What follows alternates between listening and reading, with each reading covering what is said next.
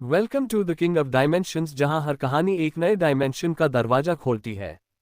Fantasy, romance, action या horror, हर episode में मिलेगा आपको एक नई दुनिया का अनुभव। ओपन बुक कहानियां जो दिल को छू जाएं और दिमाग में बस जाएं। अगर आपको कहानियों से प्यार है तो आप बिल्कुल सही जगह पर हैं। पुष्पिन सब्सक्राइब करो और जग जाओ हमारे इमेजिनेशन के अनंत डायमेंशंस से। 111 शौर्य की पहचान और धीरज राजपूत। शौर्य इस वक्त एक छोटी बच्ची के साथ एक पुराने बंद पड़े मिल के बाहर खड़ा था।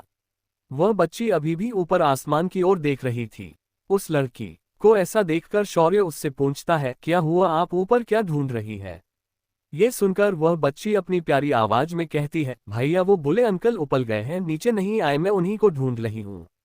उस बच्ची की प्यारी बातें सुनकर शौर्य ने उस बच्ची के गालों को चूमते हुए कहा, वो लोग अभी आते ही होंगे, वो क्या है न कि वे कुछ ज्यादा ही ऊपर गए हैं तो थोड़ा समय लग रहा है। तभी आसमान से चिंकते हुए वो गुंडे मिल के बाहर वाले मैदान में गिर गए जहां ऊंची ऊंची घास उगी हुई थी। नीचे गिरते ही उनकी मौत हो चुकी थी, पर वह बच्ची उन्हें देख नहीं सकती थी। उनके एक एक करके गिरने पर उस बच्ची ने तालियां बजाई। शौर्य मुस्कुराया और फिर बच्ची के साथ भी खुद भी तालियां बजाने लगा।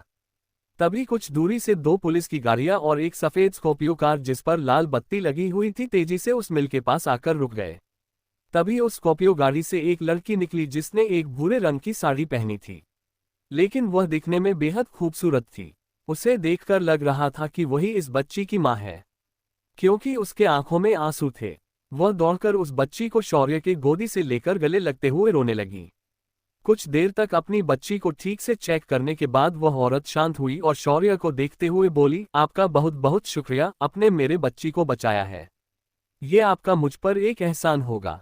शौर्य ने ये सुनकर उस औरत को मुस्कुराते हुए बोल, इस देश का नागरिक होने के नाते ये मेरा फर्ज था कि मैं उसकी जान बचाऊं। कोई बात नहीं, आप अब अपनी बच्ची को अपने साथ ले जा सकती है। शौर्य की बात ऐसी थी जैसे वह कुछ ज्यादा ही बड़ी बड़ी फेंक रहा था। तभी एक पुलिस कांस्टेबल दौड़ते हुए आया और बोला, मैडम, हमें अंदर से अनिकेत जगताप मिला है। उसके दोनों कंधे टूट चुके हैं और हमें 5 लाशें भी मिली है उस घास के मैदान से।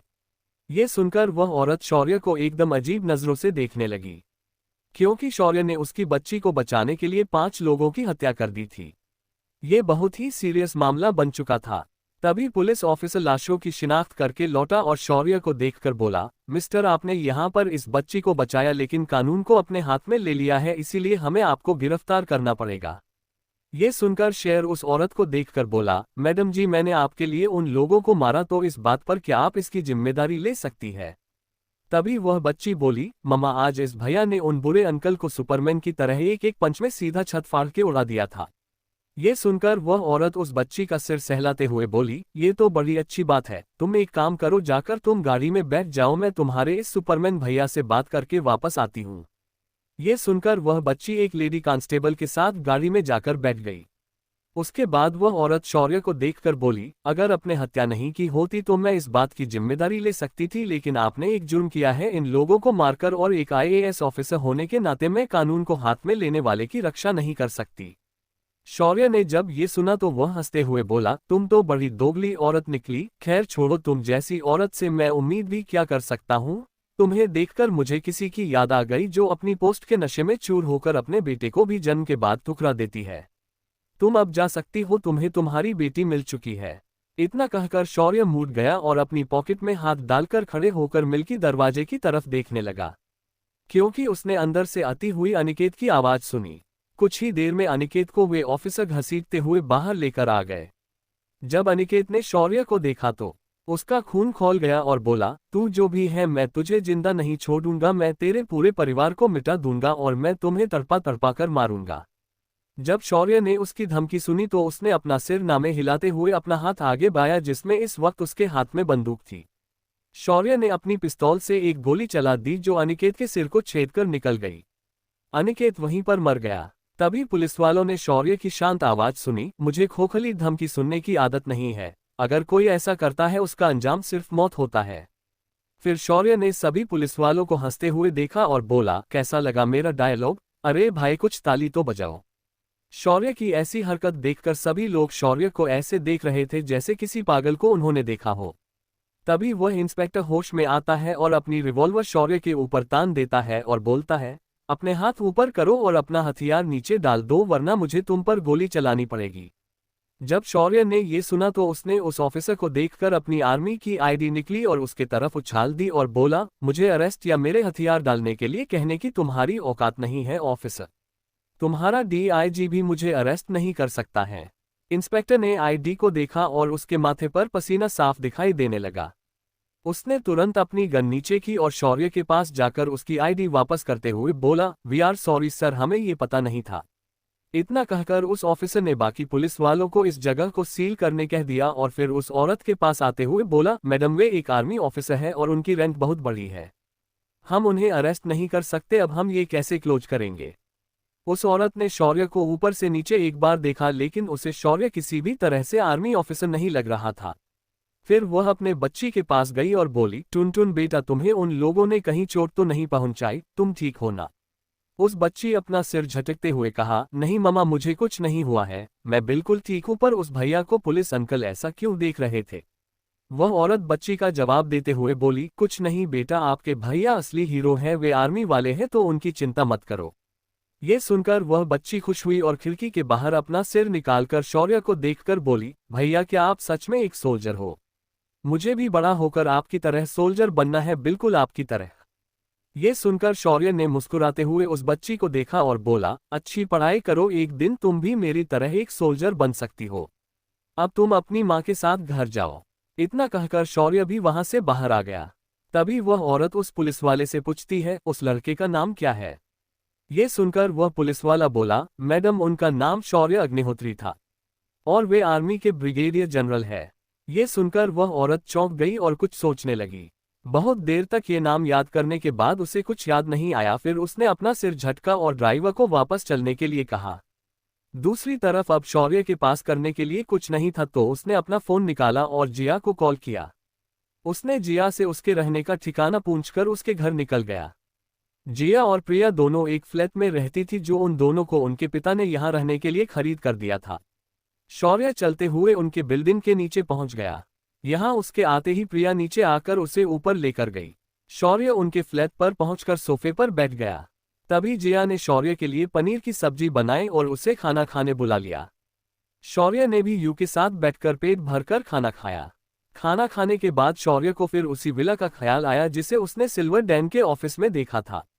उसने तुरंत दिवाकर को फोन लगाया। कुछ रिंग के बाद दूसरी तरफ से आवाज आई, बोलो शौर्य बेटा क्या बात है, तुमने मुझे इतनी जल्दी फोन किया। दिवाकर की बात सुनकर शौर्य बोला, दरअसल अंकल मैंने कॉल इसीलिए किया था क्योंकि मुझे वह विला भी बहुत पसंद आया था जिसका मॉडल आपके ऑफिस में रखा था। क्या मैं उसे देखने आ सकता हूं, वैसे भी इस वक्त मैं फ्री हूं। ये सुनकर दिवाकर बोले, ये तो बहुत अच्छी बात है, तुम अभी ऑफिस आ जाओ, इस वक्त राहुल भी ऑफिस में ही है, मैं उसे तुम्हारे साथ उस विला को देखने भेज देता हूँ। शौर्य ने ये सुना तो वह बोला, ठीक है फिर मैं और मेरी बहनें कुछ ही देर में पहुंच जाएंगे। इतना कहकर शौर्य ने फोन रख दिया। उसने फिर जिया और प्रिया को अपने साथ चलने के लिए कहा। वे दोनों भी इस वक्त फ्री थी तो दोनों शौर्य के साथ जाने के लिए तैयार हो गई। नीचे आते ही शौर्य ने अपने अंगूठी से अपनी स्पेशल एडिशन थार निकली और दोनों को लेकर वहां से स्वर्डेन के ऑफिस पहुंच गया। इस वक्त राहुल को कंपनी के गेट पर उसके डैड ने खड़ा कर दिया था। शौर्य के आते ही सबसे पहले जिया गाड़ी से उतरी तो राहुल के चेहरे पर एक मुस्कान आ गई। उसके बाद प्रिया उतरी तो उसकी मुस्कान और चौड़ी हो गई, पर जब शौर्य उसी गाड़ी से उतरा तो उसकी मुस्कान गायब हो गई। दोनों लड़कियों ने शौर्य को दोनों तरफ से पकड़ रखा था और वे तीनों हंसी मजाक करते हुए राहुल के सामने आकर खड़े हो गए। जिया ने जब राहुल को देखा तो वह मुस्कुराते हुए बोली, अरे राहुल तुम गेट पर क्या कर रहे हो। ये सुनकर राहुल अपनी इज्जत बचाते हुए बोला, मैं यहाँ पर शौर्य का इंतजार कर रहा था, डैड ने मुझे बताया था कि ये आने वाले हैं। ओह तो ये बात है, तो चलो फिर हमारे भैया आज हमें एक घर दिखाने के लिए यहाँ लाए हैं। जिया की बात सुनकर राहुल बोला, प्लीज आप लोग अंदर चलिए, पहले मैं आपको वह मॉडल दिखाता हूँ फिर हम साइट पर जाएंगे। लेकिन तभी उसे कुछ याद आया और वह जिया से बोला, एक मिनट, अभी तुमने शौर्य को भैया कहा, यानी ये तुम्हारे भाई है। ये सुनकर प्रिया इतराते हुए बोली, तुमने सही सुना, वरना हम लड़कों को कभी ऐसे पकड़कर घूमेंगे, यहाँ के लड़कों की इतनी औकात नहीं है। प्रिया की बात सुनकर राहुल को दिल में एक दर्द का एहसास हुआ, क्योंकि वह पिछले 1 साल से इन दोनों लड़कियों को इम्प्रेस करने की कोशिश कर रहा था, पर अभी तक इन लड़कियों ने उसे मुड़कर भी देखा नहीं था। और अब उसे ये पता चलता है कि इन दोनों लड़कियों के नज़रों में यहाँ के लड़कों की कोई हैसियत है ही नहीं।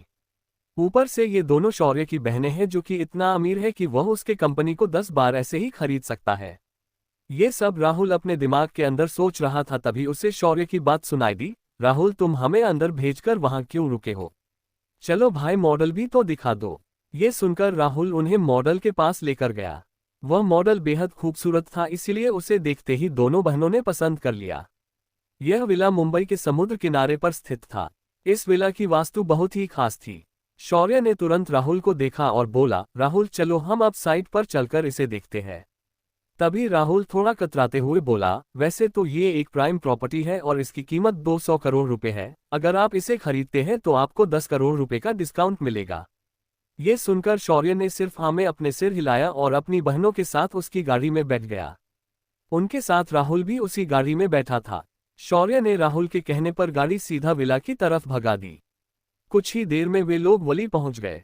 वली से थोड़े बाहरी इलाके में यह समुद्र के किनारे पर बना विला था। जब वे विला पर पहुंचे तो उस विला को देखते ही शौर्य ने उसे पसंद किया। विला के आसपास शांति थी और बड़े बड़े पेड़ों ने उस विला को घेर लिया था। शौर्य ने फिर उस विला को खरीदने का मन बना लिया। इस विला के अंदर ढेर सारे कमरे थे। एक समय पर इस विला में कई लोग एक साथ रह सकते थे। शौर्य ने फिर राहुल को देखकर कहा, राहुल मुझे ये विला पसंद आया है। एक काम करो, अपने डैड से कहकर रजिस्ट्री की तैयारी करो। शौर्य की बात सुनकर राहुल ने तुरंत अपने डैड को फोन किया और सारी बात बता दी। शौर्य फिर अपने बहनों के साथ गोरेगांव की तरफ निकल गया।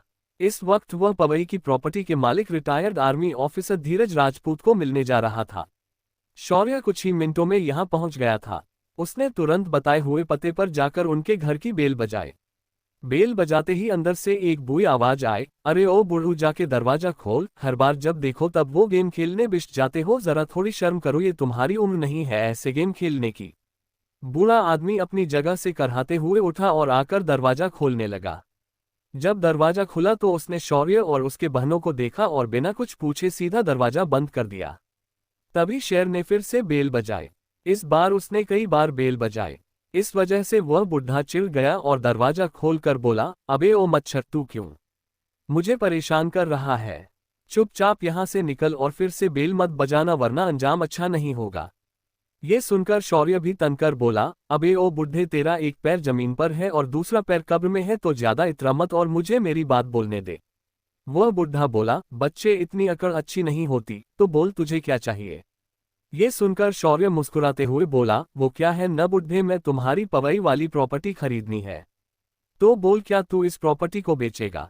शौर्य की बात सुनकर वह बुढ़ा बोला, मुझे अपनी प्रॉपर्टी को बेचने की कोई जरूरत नहीं है, तू यहां से जा सकता है। अब क्या करेगा शौर्य आगे? क्या शौर्य इस प्रॉपर्टी को खरीद पाएगा? क्या कारण है कि वह बुढ़ा उस प्रॉपर्टी को बेच नहीं रहा है? इन सभी सवालों का जवाब जानने के लिए बने रहिए मेरे साथ।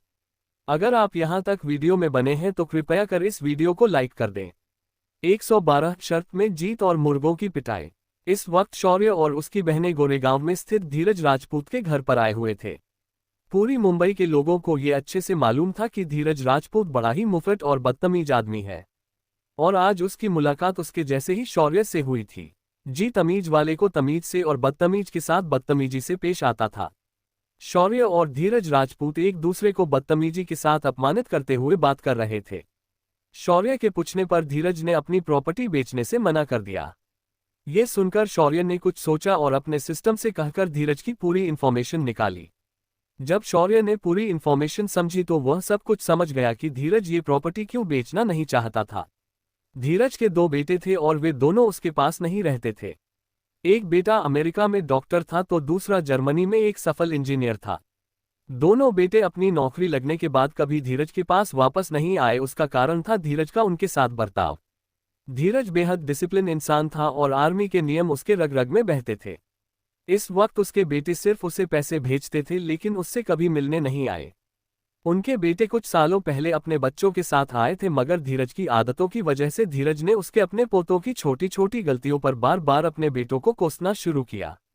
अपने पतियों का बार बार होने वाला ऐसा अपमान धीरज के बहुओं को पसंद नहीं आया और वे लोग अपने पतियों के साथ गुस्से से वापस चली गई।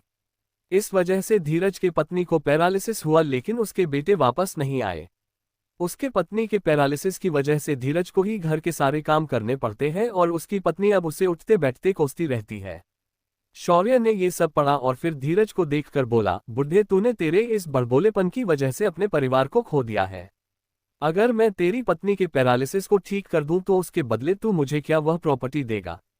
शौर्य की बात सुन के धीरज के मन में एक आशा की किरण जगी। उसने तुरंत शौर्य से कहा, बच्चे अगर तू मेरी औरत की तबीयत ठीक कर देता है तो मैं तुम्हें मेरी प्रॉपर्टी हंसते हंसते बेच दूंगा, लेकिन अगर वह ठीक नहीं हुई तो मैं तुम्हारे बॉडी के सारे पार्ट्स बेच दूंगा।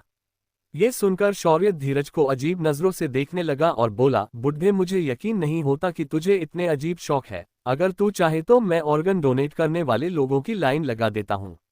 ये सुनकर धीरज और भी चिढ़ गया लेकिन कुछ नहीं बोल पाया। शौर्य उसके घर के अंदर आया तो देखा कि एक बूढ़ी औरत रॉकिंग चेयर पर बैठकर टीवी देख रही थी। उसके हाथ और पैरों में कोई जान नहीं थी। उसने एक गाउन पहना था। शौर्य अंदर आया और बोला, दादी आप कैसी है? मैं यहाँ आपको ठीक करने आया हूँ। अगर आपने मेरा साथ दिया तो मैं आपको इतना मजबूत बना सकता हूँ कि आप इस बुढ़े को दौड़ा दौड़ा कर मर पाएंगी। शौर्य की बात सुनकर वह औरत शौर्य को देखते हुए बोली, मैंने अपने शादी के बाद ये सपना हर दिन देखा था और जब मैं इसे सच में पीटने वाली थी मेरा ये हाल हो गया। अब तो मैंने सारी उम्मीद छोड़ दी है। ये सुनकर शौर्य मुस्कुराया और फिर इलाज शुरू करने ही वाला था तभी उसकी नज़र उसके कंपनी के दवा की बोतल पर पड़ी।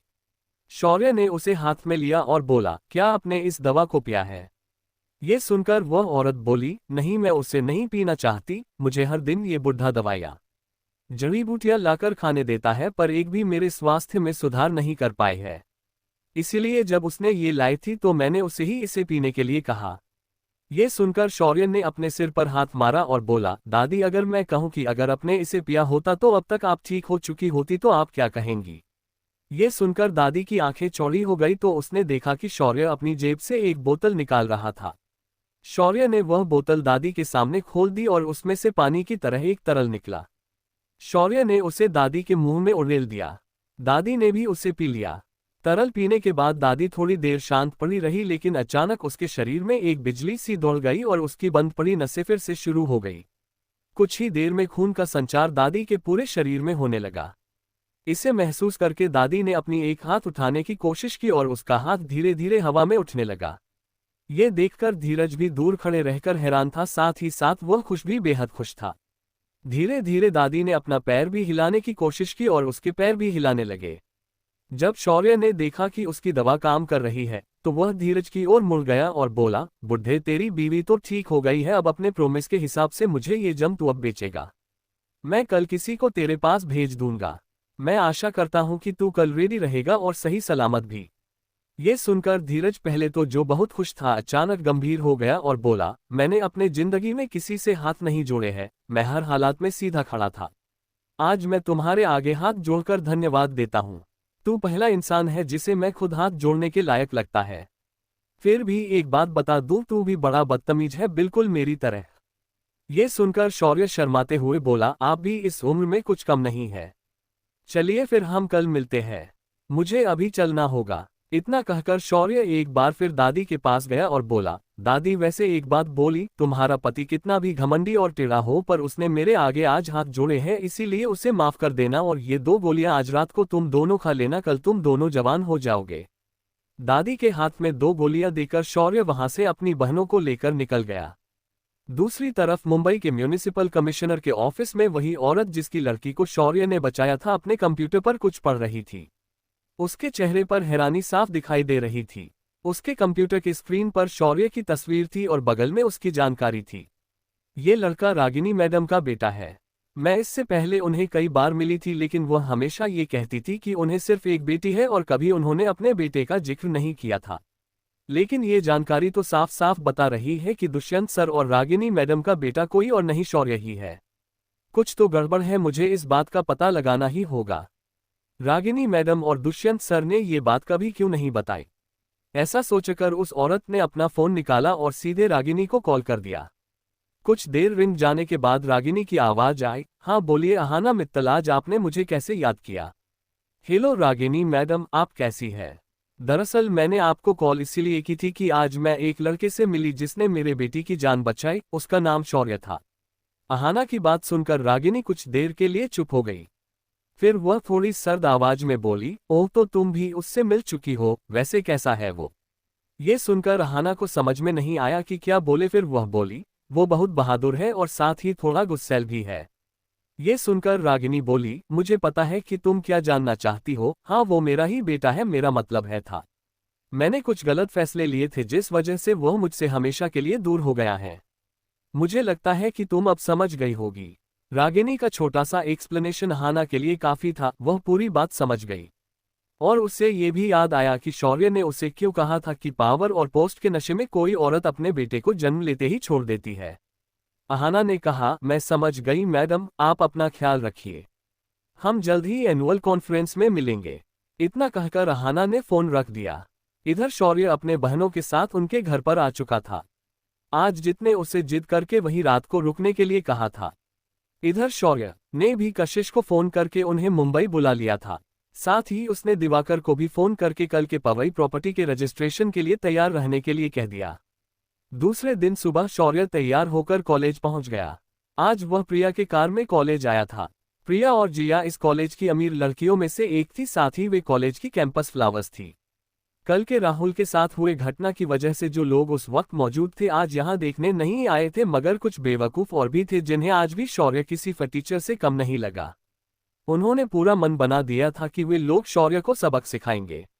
जिया और सिया अपने डिपार्टमेंट की ओर निकल गई और शौर्य भी अपने क्लासरूम की ओर जाने लगा। तभी उसका कुछ बाल रंगे हुए मुर्गे जैसे दिखने वाले लड़कों के ग्रुप ने रोक लिया। शौर्य ने उन्हें ध्यान से देखा और वह समझ गई कि ये लोग उसे जानबूझकर परेश करने आए हैं। शौर्य ने उन्हें नजरअंदाज किया और सीधे चलने लगा। तभी एक लड़का शौर्य के सामने आया, पर शौर्य रुका नहीं और सीधे उस लड़के से टकरा गया। वह लड़का शौर्य का धक्का लगते ही पीछे उड़कर गिर गया, लेकिन शौर्य ने उसकी ओर ध्यान नहीं दिया और अपना कदम आगे बढ़ते हुए उसने उस लड़के के घुटने पर पैर रख दिया। उसके ऐसा करते ही उस लड़के की हड्डी टूटने की आवाज हुई और वह लड़का बहुत बुरी तरह से चीख पड़ा। तभी शौर्य ने उसे नीच देखा और फिर तुरंत अपना दूसरा पैर उसके दूसरे घुटने पर रख दिया। इसके साथ उस लड़के का दूसरा पैर भी घायल हो गया।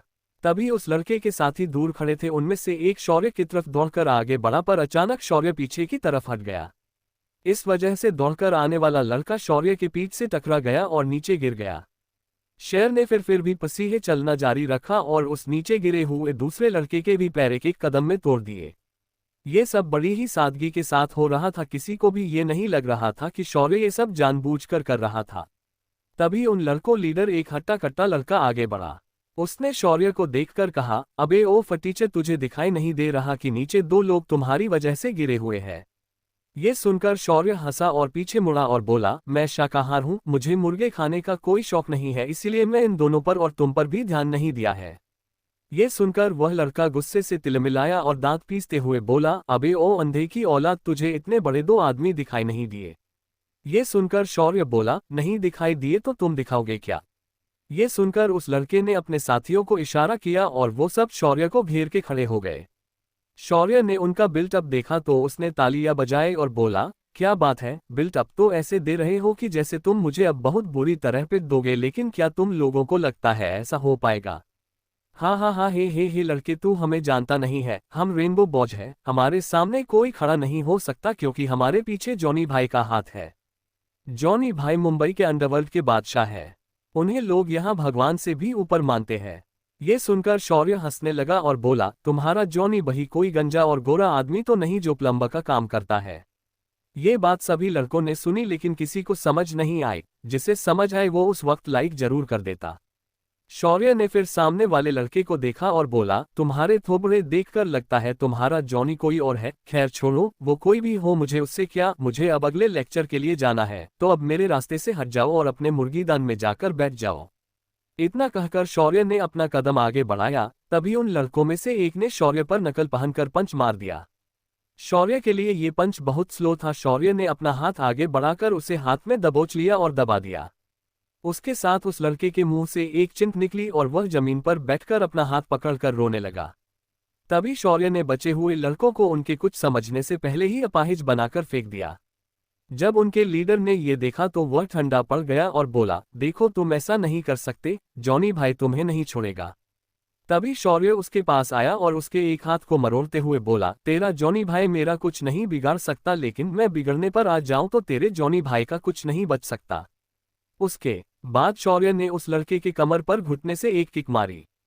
किक के लगते ही वह लड़का दर्द में चिल्लाया और नीचे उल्टा लेट गया। उसकी रीढ़ की हड्डी टूट चुकी थी। उसे शौर्य ने बेवजह उसे छेड़ने के लिए लाइफ टाइम पनिशमेंट दे दी थी। उस लड़के को सबक सिखाकर शौर्य अपनी क्लास की ओर निकल गया। क्लास में इस वक्त प्राचीन भारत के इतिहास की चर्चा चल रही थी। ये सेशन क्लास के कुछ टॉपर बच्चों ने प्रोफेसर के आने तक रखा था। इसमें एक एक स्टूडेंट आगे आकर हर बात को दूसरे स्टूडेंट्स के सामने एक्सप्लेन करता था। शौर्य के आते ही एक डबल बैटरी वाला लड़का शौर्य को देखकर बोला, है शौर्य कम है, तुम भी हमारे डिस्कस में भाग ले सकते हो। शौर्य ने भी बिना कुछ सोचे पोडियम पर जाकर प्राचीन भारत का इतिहास के सरस्वती सभ्यता को पॉइंट एक्सप्लेन करना शुरू किया। लेकिन इसे एक्सपी करते समय शौर्य इस बात पर जोर दे रहा था कि उसी सभ्यता से पहले भी इस देश में उससे प्रगत सभ्यता थी। इस सभ्यता का संबंध शौर्य ने महाभारत काल के साथ बात दिया और उनके सबूत न होने का कारण भी बता दिया। शौर्य की बात सभी लोग सुन रहे थे, लेकिन कोई भी शौर्य की बात से सहमत हो नहीं रहा था। तभी क्लासरूम की बाहर से एक मध्यम उम्र व्यक्ति ताली बजाते हुए अंदर आया। कौन है ये जो अभी अभी क्लासरूम में ताली बजते हुए आया है? क्या शौर्य के एक्सप्लेनेशन पर बच्चे सहमत होंगे? क्या शौर्य समय पर वह जगह अपने नाम कर पाएगा? अब क्या होगा आगे, जानने के लिए बने रहिए मेरे साथ। सिर्फ अगर आप वीडियो में यहां तक बने हैं तो कृपया करें छोटा सा कमेंट कर दे। 113 एक और अंडरवियर का डॉन। बहुत खूब, तुमने एकदम सही कहा। महाभारत काल के सारे आर्टिफैक्ट्स मिलते तो हैं, लेकिन उन्हें पहचानना और उनकी जानकारी को डिकोड करना मुश्किल है। इसलिए हम यही मानते आए हैं कि सरस्वती सभ्यता से पहले कोई सभ्यता इस देश में नहीं थी।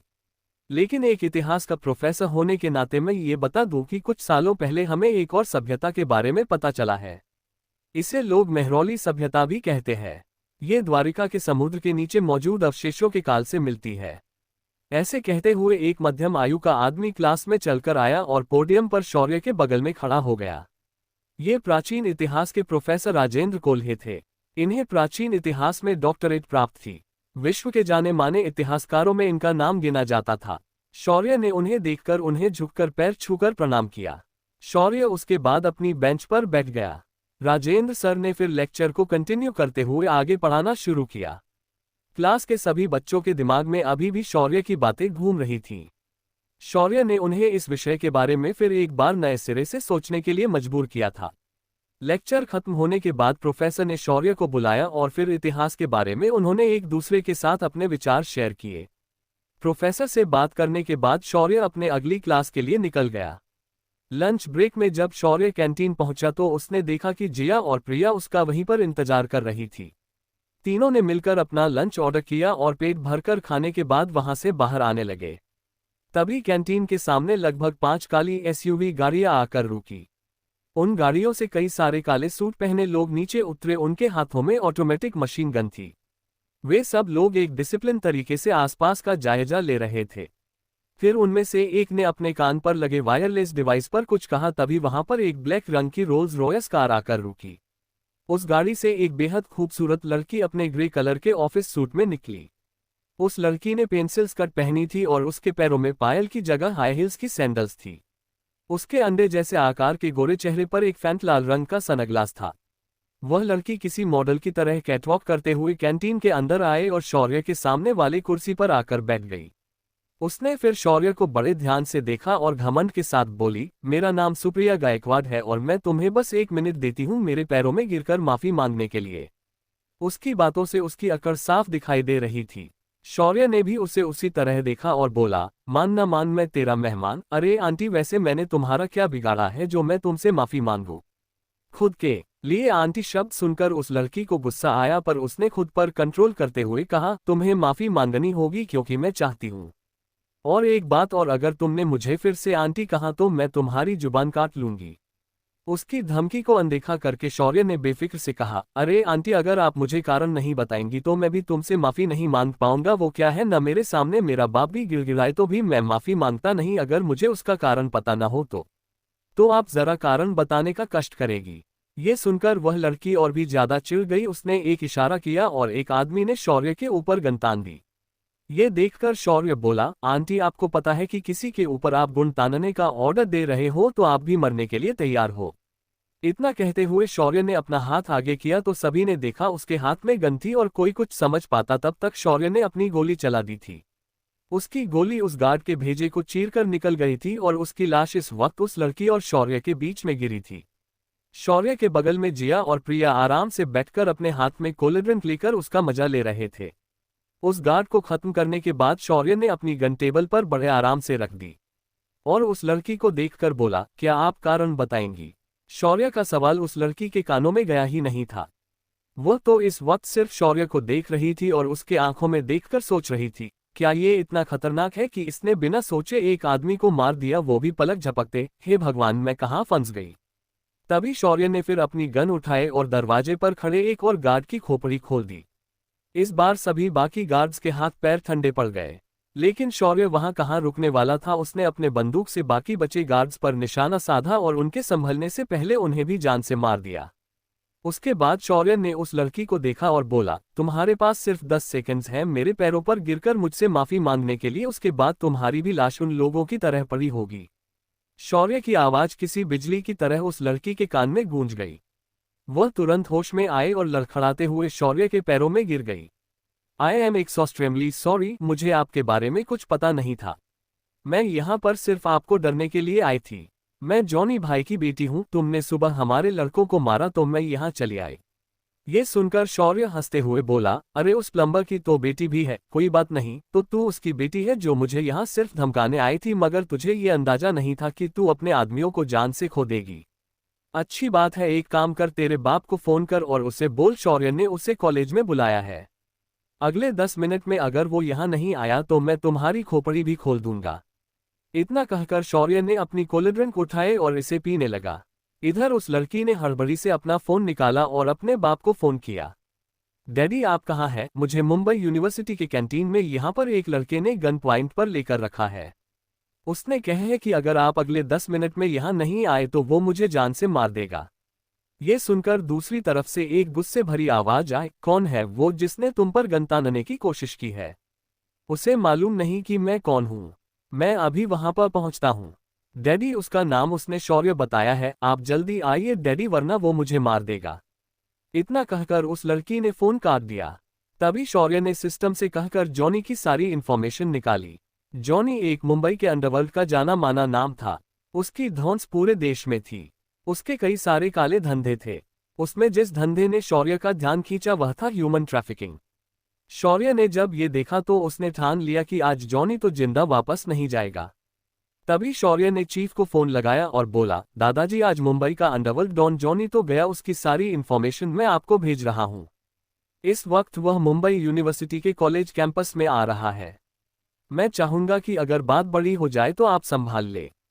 चीफ ने शौर्य को दिलासा दिया और फोन रख दिया। इधर कुछ ही मिनटों में जॉनी कॉलेज कैंटीन में पहुंच चुका था।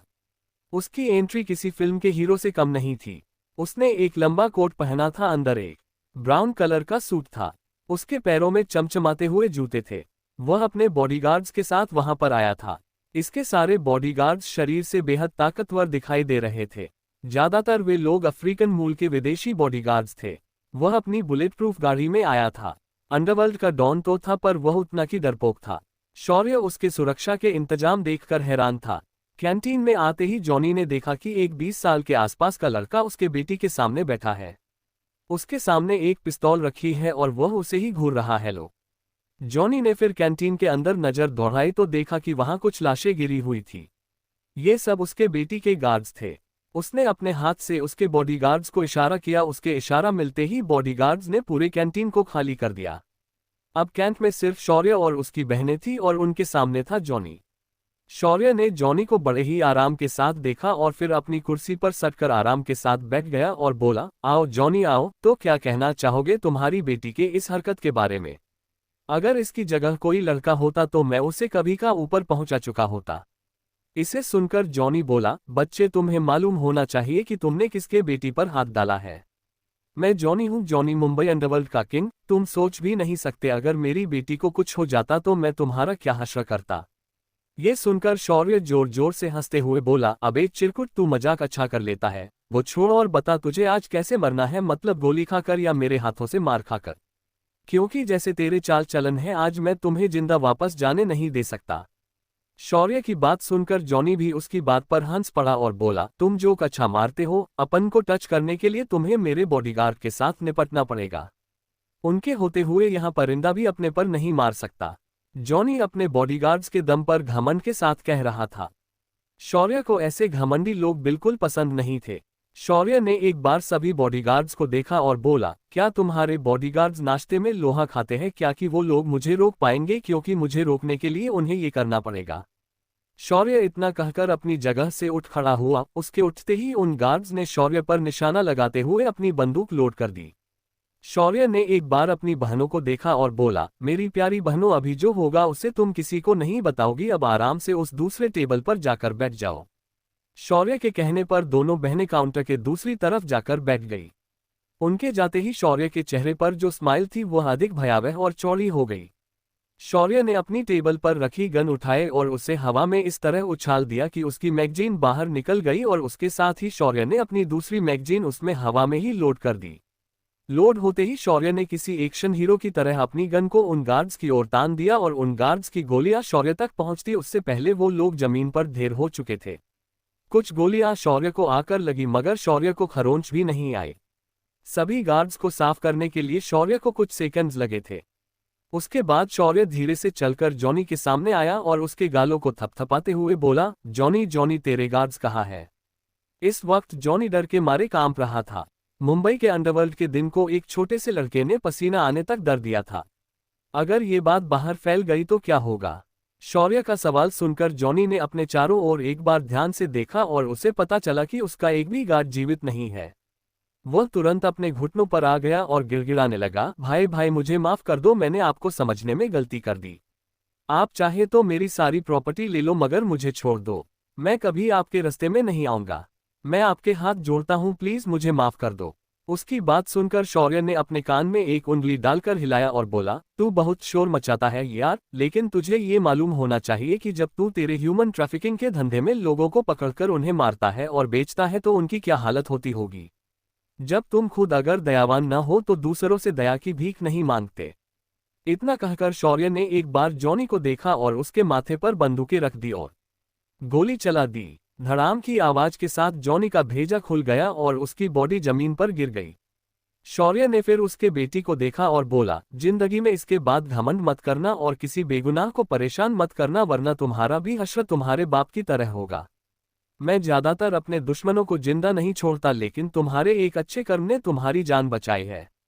अगर वापस जाओ तो उन अनाथ बच्चों को धन्यवाद देना मत भूलना जिन्हें तुम पाल रही हो। इतना कहकर शौर्य ने अपनी बहनों को बुलाया और उन्हें लेकर वह उसी रोल्स रॉयस में बैठ गया जिसमें बैठकर वह लड़की कॉलेज में आई थी। शौर्य ने गाड़ी स्टार्ट की और वहां से निकल गया। कुछ मिनटों में वहां पुलिस पहुंच गई। कमिश्नर को पहले ही चीफ ने बता दिया था, इसीलिए पुलिस ने आकर मामला संभाल लिया और इस बात को मीडिया और बाकी लोगों में फैलने नहीं दिया। पुलिस ने सिर्फ इतना बताया कि कुछ लोग घायल हो गए थे और जॉनी और उसकी बेटी भी ठीक है, लेकिन असलियत को कौन छुपा सकता है। अंडरवर्ल्ड के बाकी लोगों को सच्चाई पता चल ही गई। कई लोग जॉनी की जगह लेना चाहते थे, पर जॉनी को मारने वाले का ख्याल आते ही वे लोग पीछे हट गए। इधर शौर्य एयरपोर्ट पहुंच गया था। एयरपोर्ट पर कशिश, सिमरन और रिया तीनों पहुंच चुकी थी। शौर्य ने उन्हें पिक किया और सीधे दिवाकर के पास रजिस्ट्रेशन ऑफिस पहुंच गया। यहां धीरज पहले ही मौजूद था। जब शौर्य यहां पहुंचा तो उसकी नजर किसी और पर नहीं बल्कि धीरज पर पड़ी। उसके सिर पर पट्टी लगी थी, लेकिन वह काफी जवान और तंदुरुस्त लग रहा था। शौर्य ने आते ही उसकी टांग खींचते हुए कहा, क्यों बे बुढ़े, लगता है कल दादी ने तेरी खातिरदारी बहुत अच्छे से की है। ये सुनकर धीरज को बहुत गुस्सा आया और वह बोला, तू नारद है नारद, तूने उस बुढ़िया को क्या पट्टी पढ़ाई है? कल से वो मेरे खून की प्यासी बनी घर में बंदूक लेकर घूम रही है। भगवान करे तुझे भी ऐसी बीवी मिले जो तुझे गन पॉइंट पर नचाइए, इस बूढ़े की तुझे हाय है। धीरज की बात सुनकर शौर्य जोर जोर से हंसने लगा और बोला, मैं तेरी तरह बदतमीज नहीं हूं, नहीं, मैं अपने डिसिप्लिन दूसरों पे थोपता हूं, ये तेरे अपने कर्म है बुढ़ू। ये सुनकर धीरज चुप हो गया और बोला, हाँ हाँ ठीक है, अब चल और तेरी प्रॉपर्टी ले और मुझे पैसे दे दे, वो भी मार्केट रेट के हिसाब से। शौर्य ने हाँ में अपनी गर्दन हिलाई और वह उनके साथ अंदर गया। अंदर जाकर शौर्य ने कुछ ही मिनटों में सारी प्रोसीजर कंप्लीट की और वह जमीन खरीद ली। उसके बाद शौर्य ने उस विला का रजिस्ट्रेशन भी कंप्लीट कर लिया और वहां से कशिश और बाकी लड़कियों को सीधा विला पर लेकर आ गया। अब क्या होगा आगे? क्या अंडरवर्ल्ड वाले शौर्य के पीछे पड़ जाएंगे? क्या जॉनी की बेटी शौर्य के खिलाफ कोई साजिश करेगी? क्या शौर्य इस जमीन पर अपना बिजनेस शुरू कर पाएगा? सब्सक्राइब कर लो यार। 114 विकी और सम्राट। शौर्य लड़कियों को लेकर अपने विला पर पहुंच चुका था। उसने उतरते ही उन्हें उनके कमरे दिखाए और अपने स्टोरेज रिंग से लाया हुआ सामान विला में सेट कर दिया। उसके बाद उसने किचन में जाकर खाना बनाया और लड़कियों को नीचे खाने के लिए बुला लिया। लड़कियां टेबल पर बैठते ही अपनी चपड़ चपड़ करने लगीं। उनकी बातें ज्यादातर फैशन, कॉस्मेटिक, हीरोइन और उनके लुक्स के बारे में थी। उनके टॉपिक्स इसी के आसपास घूम रहे थे। उनकी बातें सुनकर शौर्य का दिमाग घूमने लगा और उसने उनकी बातों को न सुनना बेहतर समझा और अपना खाना खाने लगा। रात काफी हो चुकी थी लेकिन मुंबई के लोगों के लिए ये एक नई सुबह थी। तभी शौर्य को उसके इतिहास के क्लास के लड़के का मैसेज मिला। इसका नाम लक्ष्य था और वो वही डबल बैटरी वाला लड़का था जिसने शौर्य को आज चर्चा में सम्मिलित होने के लिए कहा था। मैसेज में बताया था कि आज कॉलेज के सारे लड़के लड़कियां एक होटल में पार्टी के लिए जाने वाले हैं और इस पार्टी में शौर्य को भी इनवाइट किया गया है। शौर्य ने पहले तो इसे नजरअंदाज कर दिया मगर कुछ सोचकर उसने पार्टी में जाने का मन बना लिया। शौर्य ने अपने रिंग से डेथ गॉड का बॉक्स निकाला और उसे विला में सेट कर दिया। उसके बाद उसने अपनी बहनों और बाकी लड़कियों को आराम करने के लिए कहकर वह अपनी कार लेकर पार्टी की जगह पहुंच गया। इस वक्त शौर्य एकदम सिंपल फॉर्मल कपड़े पहनकर अपने आस्तीन को हनी तक फोल्ड करके इस होटल पहुंच गया था। ये पार्टी मुंबई के एक 3 स्टार होटल में रखी गई थी जिसका नाम था ब्लू मून। इस होटल में सभी लोग आज सज धज कर आए थे। इनमें जब शौर्य आया तो वह बाकी लोगों से अलग दिखने लगा। शौर्य ने भी ये नोटिस किया पर उसने इस बात की बिना परवाह किए वह होटल के गेट पर आकर अंदर जाने लगा। शौर्य अच्छे से जानता था कि गार्ड उसे ऐसे कपड़ों में अंदर जाने नहीं देंगे। शौर्य ने बाहर से ही लक्ष्य को कॉल किया और उसका बाहर गेट पर इंतजार करने लगा। कुछ ही देर में लक्ष्य उसे लेने गेट पर आ गया। शौर्य को ऐसे कपड़ों में देखकर लक्ष्य भी हैरान था, लेकिन उसने कुछ नहीं कहा और उसे अंदर पार्टी हॉल में लेकर गया। इस वक्त मौजूद लोग आर्ट्स डिपार्टमेंट के ही बच्चे थे और इस पार्टी को एक लड़के ने ऑर्गेनाइज किया था जिसका अभी अभी एक फिल्म के लिए सिलेक्शन हुआ था। ये था विकी शेट्टी, जो कॉलेज में फिलोसॉफी का स्टूडेंट था। शौर्य के पार्टी हॉल में आते ही सभी लोग शौर्य को ऐसे देखने लगे जैसे उन्होंने कोई अजूबा देख लिया हो, मगर उसके टैलेंट के आगे ये सभी इतिहास विभाग के बच्चे चुप थे। मगर बाकी विभाग के बच्चे कहाँ चुप रहने वाले थे, खासकर इंग्लिश लिटरेचर वाले। इनकी अपनी एक अलग दुनिया होती है। इनका शरीर भारत में होता है मगर दिमाग यूरोप और आंग्ल भाषा बोलने वाले देशों में होता है। इंग्लिश विभाग की एक लड़की शौर्य के पास आए और अपना हाथ आगे करते हुए बोली, hello, this is Sheena Mehra from English department. I hope you know the reason behind this party so you should dress up like that.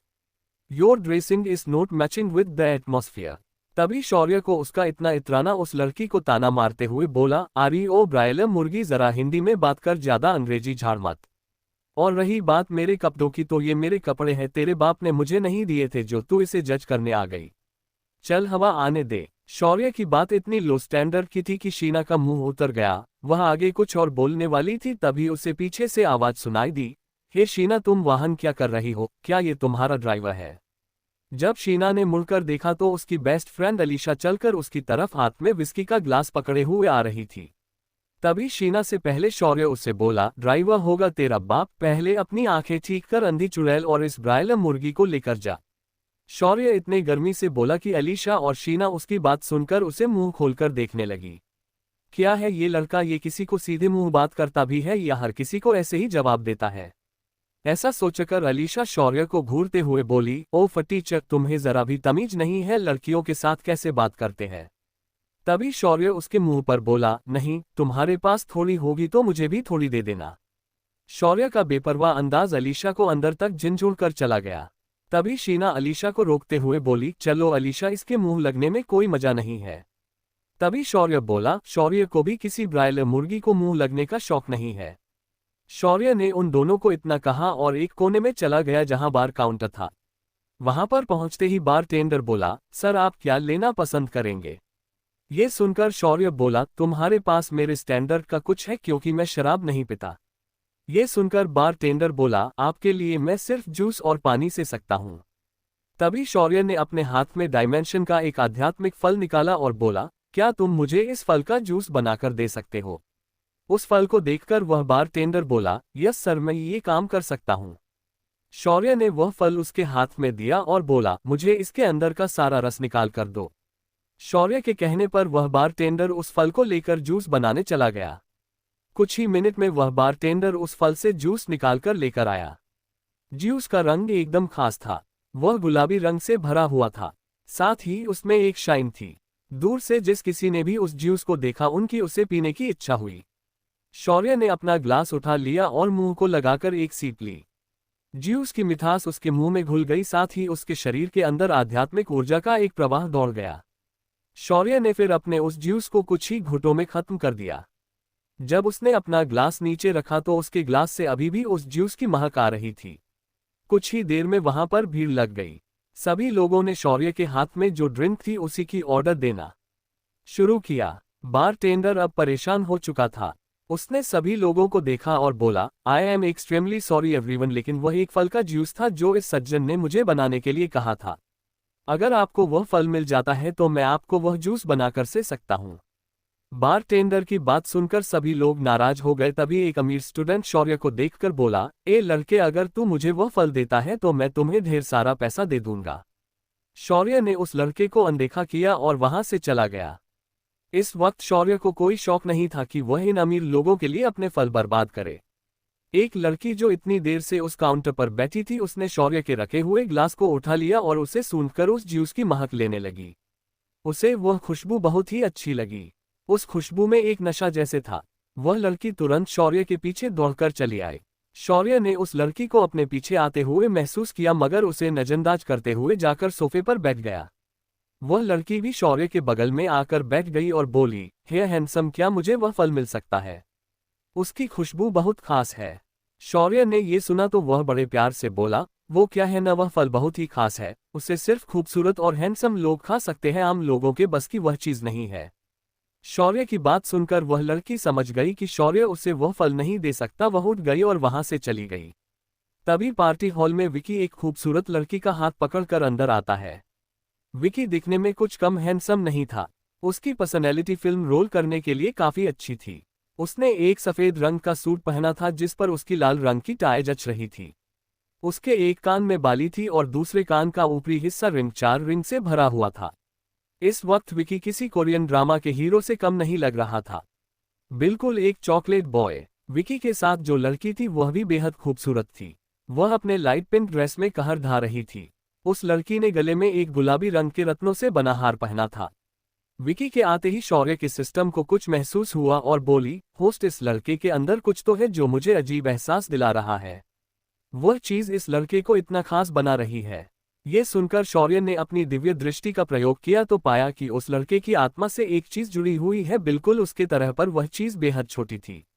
शौर्य इसे देख समझ गया कि उस लड़के के पास भी कोई सिस्टम जैसी चीज होगी या कोई प्राचीन आत्मा जो उसे मदद कर रही होगी। तभी विकी की नजर शौर्य पर पड़ी और उसके अंदर एक आवाज आए, विकी रुक जाओ, मुझे इस लड़के की आभा कुछ अजीब लग रही है। वह एक साधक हो सकता है। अगर तुम उसके पास ऐसे ही चले गए तो वह तुम्हें नुकसान पहुंचा सकता है। ये सुनकर विक्की घमंड में बोला, तुम कैसे सम्राट हो यार, एक मामूली लड़के को देखकर तुम कह रहे हो कि वह कोई साधक है। आपको किस एंगल से वह एक साधक लग रहा है? मुझे देखो, मैं अनाहत चक्र को पार कर चुका हूं तो मेरी आभा इस पूरे हॉल को कवर कर सकती है। उस लड़के में ऐसी कोई आभा नहीं है। तभी विकी के अंदर से आवाज आई, मुझे पता है कि उसमें कोई आभा महसूस नहीं हो रही है, पर उस लड़के को देखकर मैं ये यकीन के साथ कह सकता हूं कि उसकी साधना संत स्तर के आसपास होगी।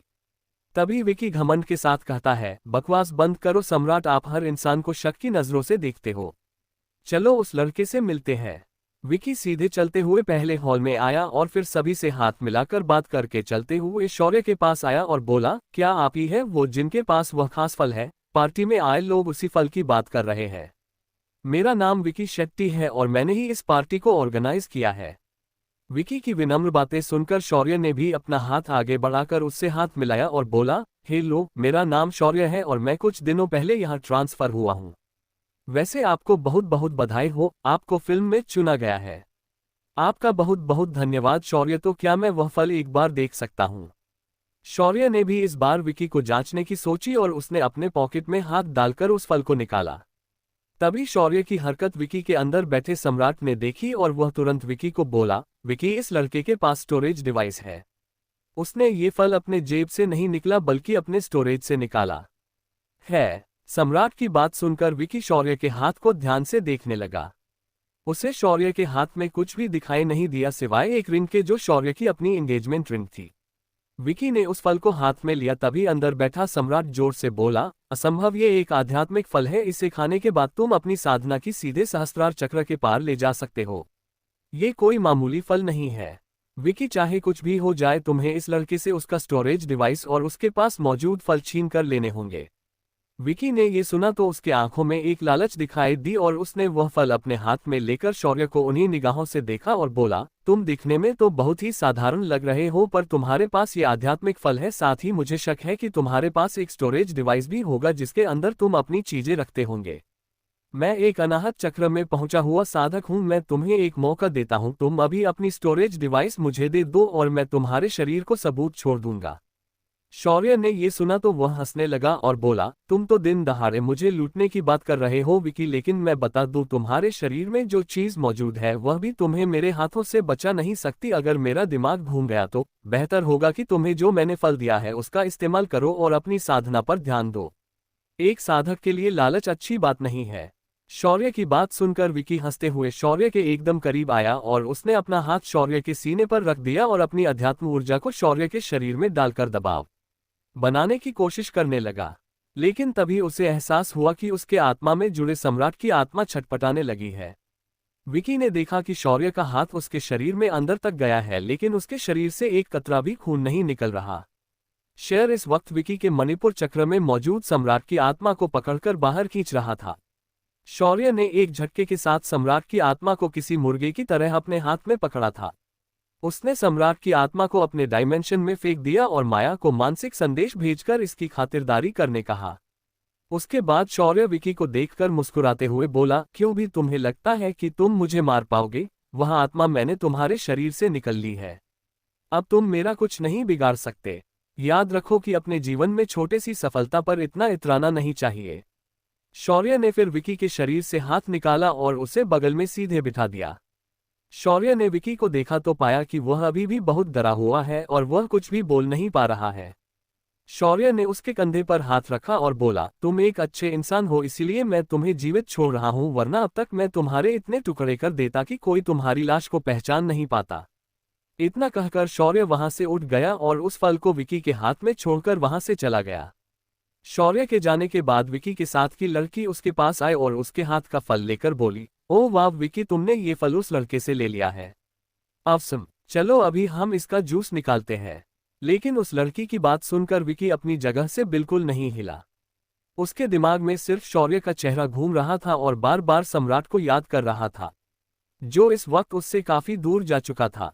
उस लड़की ने जब विकी को जोर से पकड़कर हिलाया तभी वह अपने होश में आया और बोला, सम्राट तुम कहाँ हो? सम्राट तुम मुझे छोड़कर नहीं जा सकते, वापस आओ सम्राट, प्लीज वापस आओ। विकी को इस तरह बड़बड़ाता देखकर वह लड़की बोली, ये क्या कह रहे हो तुम विकी, और ये सम्राट कौन है? तुम उसे क्यों ढूंढ रहे हो? विकी तुम होश में तो हो? ये क्या कर दिया है शौर्य ने विकी के साथ? क्या विकी शौर्य के पीछे जाकर अपना बदला लेने की कोशिश करेगा? क्या करने वाला है शौर्य सम्राट के साथ? बेल नोटिफिकेशन ऑन कर लेना। 115 तवत्सर की रचना और मराठा लाइट इन्फेंट्री। शौर्य पार्टी से बाहर निकलकर अपने घर वापस आ गया। वापस आते ही वह अपने डायमेंशन के अंदर चला गया। उसके दिमाग में ढेर सारे सवाल थे जिनके उत्तर सिर्फ सम्राट दे सकता था। जब शौर्य अंदर आया तो उसने देखा कि माया सम्राट की कमजोर हो चुकी आत्मा को मंत्रों से बांधकर आग के ऊपर सेक रही थी और सम्राट दर्द के मारे चीख रहा था। शौर्य ने आते ही उसके बंधन तोड़ दिए और बोला, मैं तुम्हें न मेरी उसके लिए तुम्हें मुझे मेरे सवालों के जवाब देने होंगे, वरना मैं तुम्हारी इस बची खुची आत्मा को तबाह कर दूंगा। इससे उल्टा अगर तुम मेरे सवालों के सही सही जवाब देते हो तो मैं तुम्हारी आत्मा को और ताकतवर बना दूंगा और तुम्हारे लिए एक नया शरीर दे दूंगा। शौर्य की बात सुनकर सम्राट शौर्य को देखने लगा और फिर कुछ सोचकर बोला, ठीक है, मैं तुम्हारे सभी सवालों के जवाब दे दूंगा। ठीक है, फिर मेरा पहला सवाल है, तुम किस दुनिया से हो? मैं समरलोक के दामिनी कुल का सम्राट हूँ। मुझे लोग विद्युत सम्राट के नाम से जानते हैं। मुझे मेरे विद्युत गर्व के लिए मेरे परिवार वालों ने बिजुली के यज्ञ में मार दिया। ये सुनकर शौर्य बोला, लो, एक और धोखा खाया हुआ समरलोक का अभागा सम्राट यहाँ आ गया है। ठीक है, कोई बात नहीं। अब अगला सवाल, क्या तुम समरलोक में जाने का कोई रास्ता जानते हो? शौर्य की बात सुनकर सम्राट को ये एहसास हो चुका था कि शौर्य समरलोक के कुछ लोगों से मिल चुका है। सम्राट ने एक गहरी सांस ली और बोला, हाँ, मैं वह रास्ता तो जानता हूं, पर उस रास्ते का इस्तेमाल करने के लिए उस व्यक्ति की साधना संत अधिपति के स्तर पर होनी चाहिए। वैसे मैं आपको पूछना चाहता हूं कि क्या आप मुझसे पहले किसी समरलोक के योद्धा को मिल चुके हो? सम्राट की बात सुनकर शौर्य ने कहा, हाँ, तुम्हारी तरह एक और भटकती आत्मा मुझे मिली थी और उसे भी मैंने कैद करके यहाँ रखा है। तुम चाहे तो मैं उसे यहाँ बुलाता हूँ। शौर्य ने माया को देखा और इशारा किया। माया तुरंत वहां से गायब हो गई और सुगंधा को बुलाने चली गई। तभी शौर्य ने सम्राट को देखकर पूछा, क्या तुम मुझे बता सकते हो कि तुम कैसे इस दुनिया में आए? शौर्य के सवाल पर सम्राट बोला, दरअसल जब मेरी मृत्यु होने वाली थी तो मैंने अपनी आत्मा को मेरे गुरु द्वारा सिख मंत्र से अपने शरीर से अलग कर लिया, पर मेरी आत्मा कोई नया शरीर या वस्तु ढूंढ पाती उससे पहले ही मेरी आत्मा बिजुली यज्ञ में सोख ली गई और जब मुझे होश आया तब मैं विकी के शरीर के अंदर था। ये सुनकर शौर्य समझ गया कि सम्राट बिजुली यज्ञ के वजह से तैयार हुए स्पेस ट्रिब्यूलेशन में खींच गया होगा। तभी माया सुगंधा के साथ वहां प्रकट हुई। जब सुगंधा को सम्राट ने देखा तो वह अपने हाथ जोड़कर सुगंधा से बोला, बड़ी बहन सुगंधा को मेरा प्रणाम। मुझे यकीन नहीं हो रहा कि मैं आपको हजारों सालों बाद यहाँ पर मिल पाया हूँ। सुगंधा ने जब सम्राट को देख तो वह चौंक कर बोली, भाई विद्युत, आपको ये क्या हुआ है? ऐसा किसने किया ये आपके साथ? ये सुनकर सम्राट बोला, मुझे मेरे अपना ने ही देखा दिया है, जैसे आपके साथ हुआ वैसा हो मेरा हाल है। सम्राट की बात सुनकर सुगंधा थोड़े सहमे स्वर में बोली, ये कैसी परिस्थिति आ गई है? मेरे गुरु के दोनों शिष्यों पर एक जैसा संकट आया और हमें हमारे अपनों ने ही देखा दिया है। सम्राट ने ये बात सुनकर अपनी गर्दन हाँ में हिलाई। तभी शौर्य बोला, अगर आप दोनों का भरतमिलाप हो चुका हो तो अब मैं चाहूंगा कि सुगंधा आप सम्राट की मदद करे, ताकि जब वापस जाना हो तो सम्राट अपनी पूरी साधना प्राप्त कर चुका हो। जल्द ही मैं आप दोनों के लिए नए शरीर की अरेंजमेंट कर दूंगा। शौर्य ने इतना कहकर कॉस्मिक लिक्विड और आत्मा की ताकत बढ़ाने वाले फलों को उन्हें दे दिया। फिर शौर्य वहां से चला गया। जब शौर्य वापस लौटा तो बहुत रात हो चुकी थी। शौर्य तुरंत बिस्तर पर लेट गया। शौर्य जब सुबह उठा तो उसने सबसे पहले अपने कॉलेज की तैयारी की, फिर वह अपनी बहनों के साथ कॉलेज चला गया। आज कॉलेज का वातावरण बहुत टाइट था। आज पुलिस वाले कॉलेज के गेट पर तैनात थे। शौर्य भी सीधे बाकी स्टूडेंट्स की तरह अंदर चला गया, लेकिन उसे देखते ही एक पुलिस वाले ने छुपकर उसकी तस्वीर खींची और किसी को भेज दी। शौर्य ने दोपहर तक कॉलेज अटेंड किया और सीधा पवई की उस जमीन पर पहुंच गया जहां वह अपनी फैक्ट्री और कंपनी के ऑफिस को बनाने वाला था। उसके कहने पर आज सुबह ही कशिश और बाकी लड़कियों ने यहां आकर भूमि पूजन कर लिया था। शौर्य जब यहां पहुंचा तो देखा लगभग 50 एकड़ की जमीन यहां घास और खरपतवार से भरी थी। उसके आसपास के इलाके में नाले के पानी की वजह से गंदा पानी जमा हो चुका था।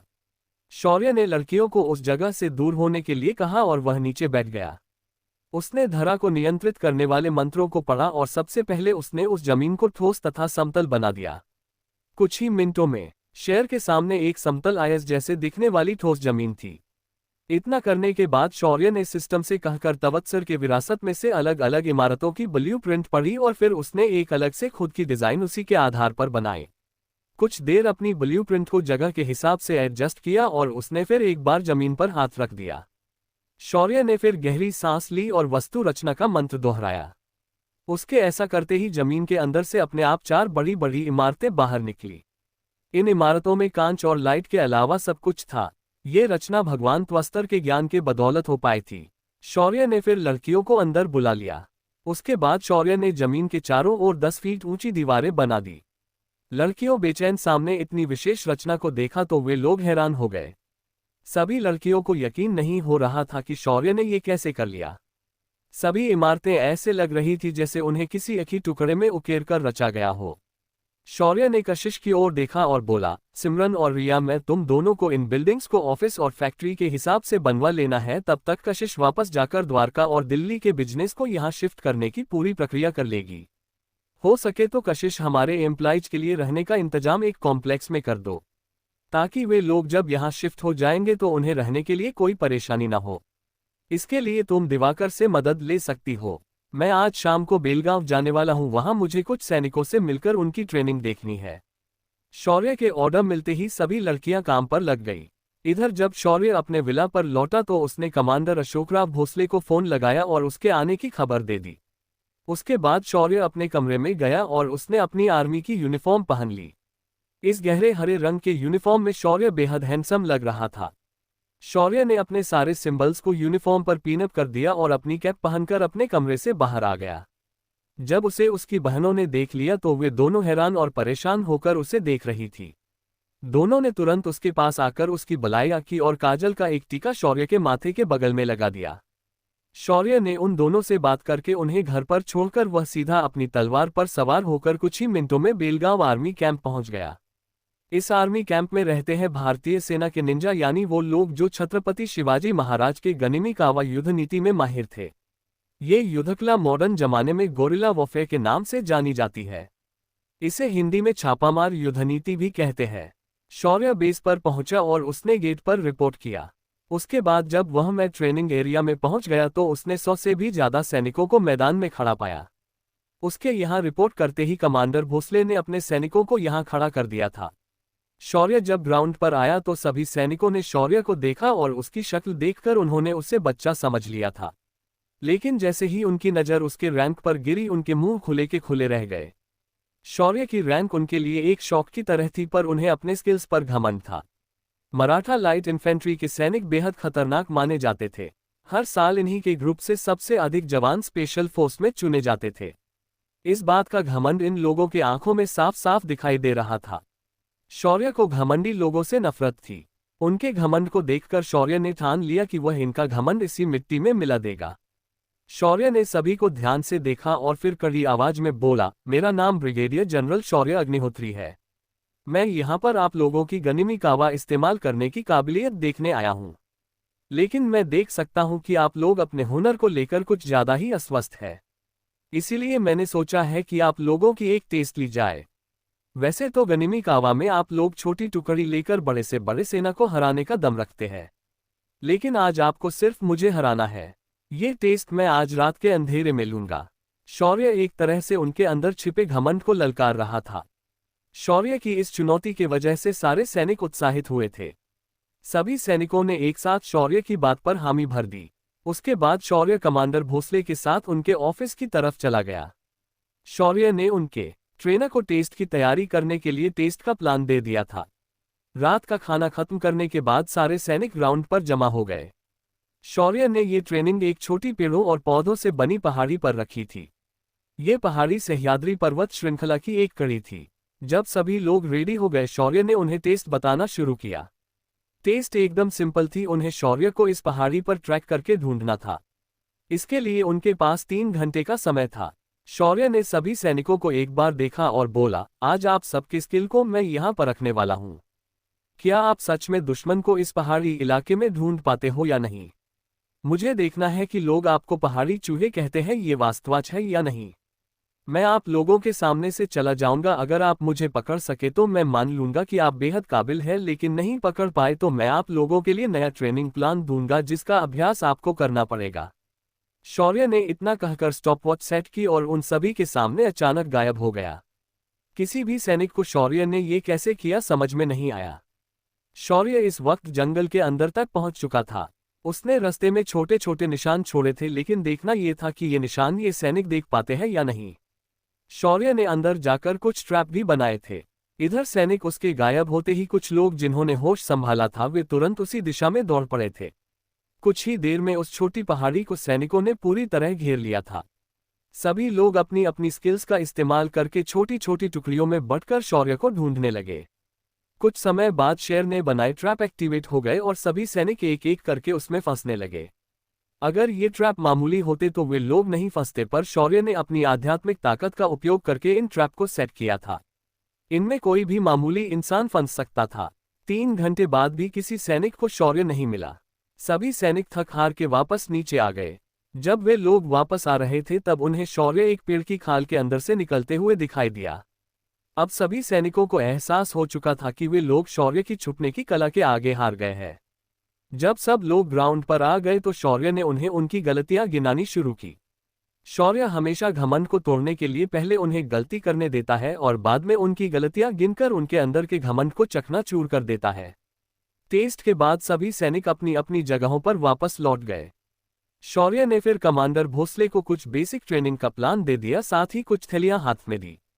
इन थैलियों में दिमाग और शरीर के विकास के लिए आवश्यक औषधियां थीं। उसके बाद शौर्य अपने कमरे में चला गया और रात भर उन्हें दी जाने वाले ट्रेनिंग को कागज पर उतर दिया। इसके साथ उनके लिए कुछ योग मुद्राएं भी चुनकर उन्हें सैनिकों के लिए लिखकर निकाल लिया। दूसरे दिन सुबह 4 बजे सभी सैनिक ग्राउंड पर एक फाइल बनाकर खड़े थे। शौर्य ने फिर उनके सामने जाकर उन्हें उनकी आने वाली 3 महीनों की ट्रेनिंग का पड़ाव बताने लगा। आप सभी की ट्रेनिंग आज इसी समय से शुरू होती है। इस ट्रेनिंग को हम 3 पड़ाव में करेंगे। पहले पड़ाव में मैं तुम्हारे मानसिक और शारीरिक ताकत को बढ़ाने की ट्रेनिंग दूंगा। दूसरे पड़ाव में मैं तुम्हें कुछ खास युद्धकला के दांव सिखाऊंगा और आखिरी पड़ाव में आपको मैं कुछ विशेष स्किल्स सिखाऊंगा। इन सभी की ट्रेनिंग लेने के बाद आपका स्तर किसी भी स्पेशल फोर्सेस के सैनिक से अधिक हो जाएगा। मैं आशा करता हूं कि आप लोग आने वाले ट्रेनिंग प्लान के हिसाब से खुद को बदल पाएंगे। इतना कहकर शौर्य ने ट्रेनर को सारे प्लान दे दिए और सभी को उनके सामने युद्धकला के उनके लिए बनाए दांव करके दिखाने लगा। सभी सैनिकों ने उन्हें दोहराना शुरू कर दिया। लगभग 2 घंटों की प्रैक्टिस के बाद शौर्य ने उन्हें नहाने से पहले गोलियां खाने के लिए दे दी। सभी सैनिकों ने उन गोलियों को खाते ही उनके अंदर बहुत सारी गर्मी उत्पन्न हो गई। शौर्य ने उन्हें कुछ देर तक ध्यान करने के लिए कहा और लगभग 15 मिनट बाद हर सैनिक काले तरल से भर चुका था। सभी को एक बार नहाने के ऑर्डर दिए गए। कुछ ही देर में सभी सैनिक वापस ग्राउंड पर आए थे। इस वक्त सभी सैनिकों की ताकत बढ़ चुकी थी। इस देखकर शौर्य ने सभी को एक आसान साधना तकनीक सिखाए। साथ ही उन्हें हर 3 दिन बाद शौर्य की दवा पीने का आदेश दिया। सभी सैनिकों ने साधना के मंत्रों को कंठस्थ कर लिया और साधना करने लगे। उन्हें अपने शरीर में ऊर्जा का संचार महसूस होने लगा, साथ ही उन्हें उनके शरीर में होने वाले बदलाव भी समझ आने लगे।